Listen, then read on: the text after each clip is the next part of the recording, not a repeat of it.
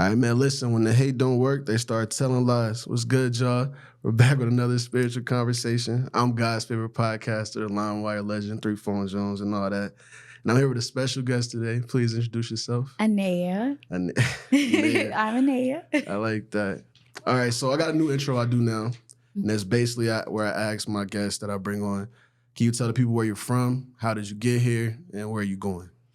Okay, so I'm born in Minnesota, but raised partially in Houston, Texas, and Minnesota, Brooklyn Park, and Rosedale.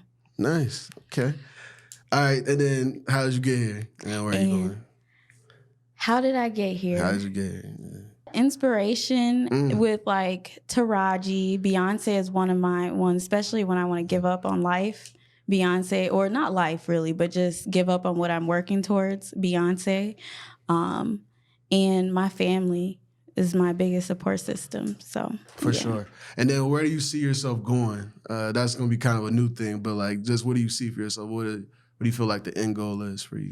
My end goal is to really help others, and especially the homeless. I have a huge heart for the homeless, and that's partially because I was homeless at one point. So. Okay. So, okay, for more like background vibes, can you tell us like all your occupations? Because I hear it's a lot. Like you do a little bit of everything. You're a businesswoman, you're an actress. So business, acting, herbalism, gardening, what else? I'm missing some. I know. I was like... Cosmetic development. Okay. So, yeah. Talk to me about Naturally Nay, plant-based cosmetics. Yes. Okay. So Natural Nay will actually be relaunched November 10th. And basically right now I had to do the whole rebrand to focusing on sensitive, dry skin. Yeah. And right now a soap will be available on November 10th, which is basically like a oat soap for people that have eczema, dry skin, psoriasis, and stuff like that. And I really like the soap, and I've gotten a lot of good feedback from it. So, okay, I had another question for you. You went to school for nursing, right? Yes. Okay. So what's your opinion on our podcast and other platforms that say that nursing is the biggest red flag job? I would say like where are they coming from with that? Because I mean it could be. Yeah. I mean, I don't know. That's just because when we did an episode, it was a while back, we discussed like male red flag jobs and female red flag jobs. And a lot of like supporters that we had was like, yeah, no, female nurses. Why do you think y'all get like a bad rep, or female nurses, I should say?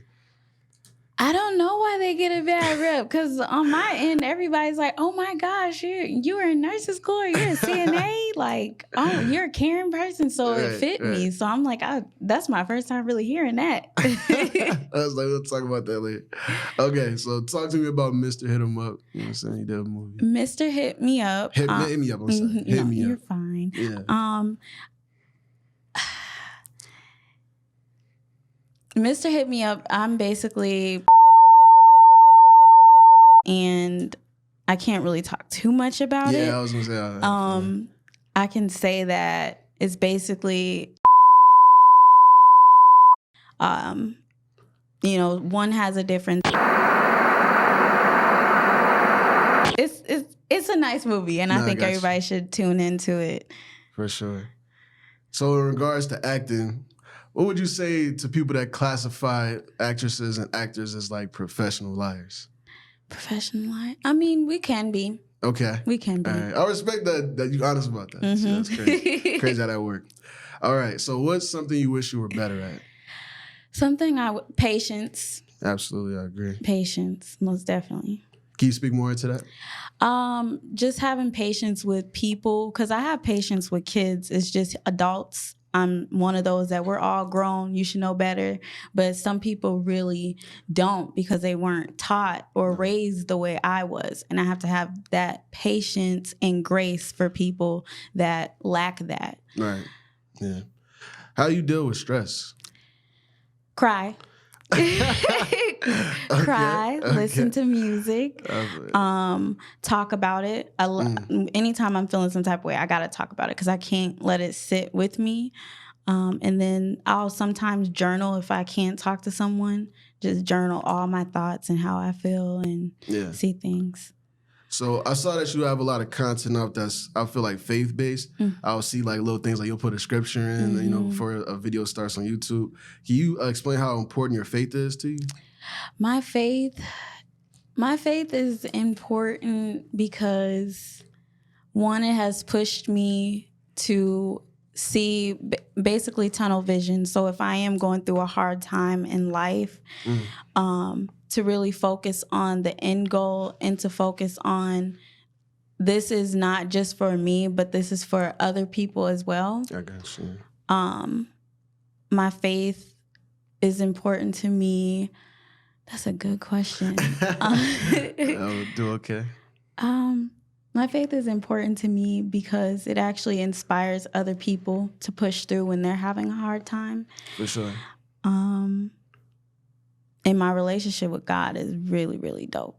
No, facts. Yeah, no. Shout out to G.O.D. We talk all the time. Yes. Let me ask you this. I think it's 2010 Lindale Avenue, Real Believers Faith Center Church. Yes. Were you a member there? I was for, I want to say, a couple of months, and then I just kind of checked out. Checked out. I got you. So do you have any projects that you could talk about currently or that's in the works that you can discuss?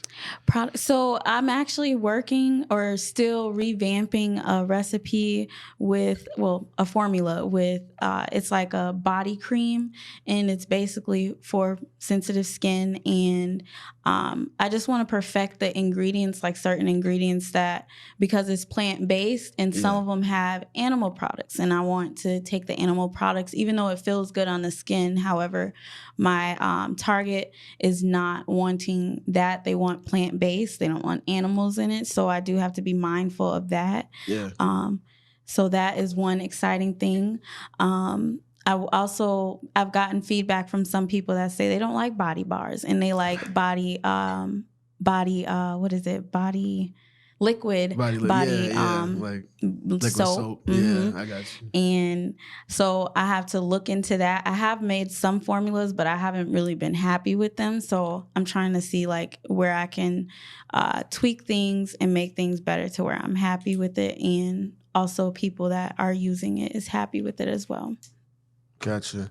What do you think you're more passionate about, I guess? I know it's all probably the same for you, or you feel strongly about all of them, but do you think it's acting, or do you think having your business?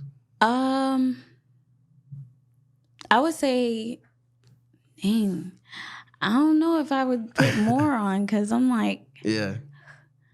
I would say acting more. Yeah. Why acting?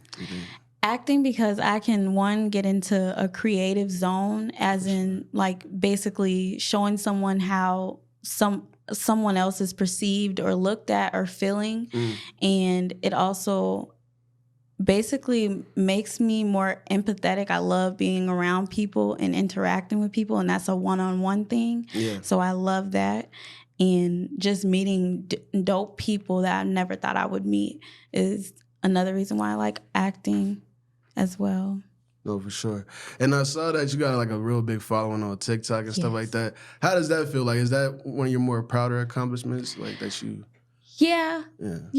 That actually, I blew up overnight. I didn't even know. Like, it was basically a girl that was having cancer, and something just told me like to duet it. I didn't watch it until duetting it, and this girl, like, she was just low and she lost her confidence because she lost her hair, and I was basically just telling her that she got it and basically motivating her to push through this cancer, and it blew up. And no, that's fire. That's fire. Yeah. Speaking of that, like, I know we didn't really talk about this before, but where do you feel like, I guess, self-improvement comes in your brand, and I guess just trying to find your identity? Do you think that's been a part of your thing? What do you mean by that question? Yeah, that's a great question too. Yeah, basically, like, I wanted to ask, like, because I feel like you do a lot of different things. Like, how do you feel like self-improvement has been a part of that, like, in your situation? Patience, not patience. Communication is one of it. Like, I feel like I've gotten way better, especially with the business aspect, because you have to communicate to your customers, and that helped me. Also, being mindful of people, and this might not be my issue, but it's someone else's. So being mindful and being empathetic towards them, and No, for sure. And then more about like now self identity. You think you found it better now compared to then? Yeah, most definitely. Most definitely. What do you think those challenges were like for you? I guess specifically, but now that I'm thinking self-worth too, because I'm self-worth, because that definitely, I had a problem with that, recognizing what I was going to take, what I wasn't going to take, what was too much for me, and just basically accepting anything.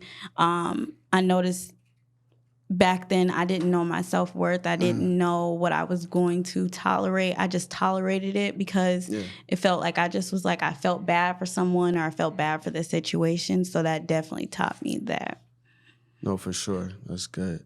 So, I mean, I guess just kind of wrapping up here, what do you want them to know about you? Like, what's something else that they don't know, I guess, from out like TikTok and YouTube?